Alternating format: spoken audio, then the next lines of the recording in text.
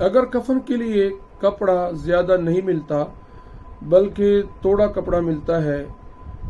تو ایسی حالت میں کیا کرنا چاہیے؟ اگر کسی مرد کے فقط 2 کپڑوں ایزار اور چادر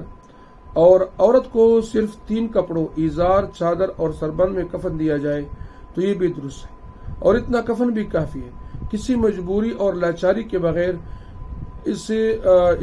سے بھی کم کپڑوں میں کفن دینا مکروہ ہے، لیکن اگر کوئی مجبوری اور لاچاری ہو تو مکروہ نہیں ہے۔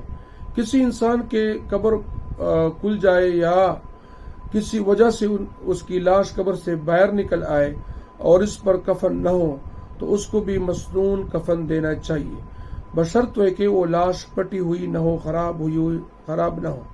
اور اگر پٹ گئی ہو یا خراب ہو گئی ہو تو صرف کسی کپڑے میں لپیٹ دینا کافی ہے، مسنون کفن کی حاجت نہیں۔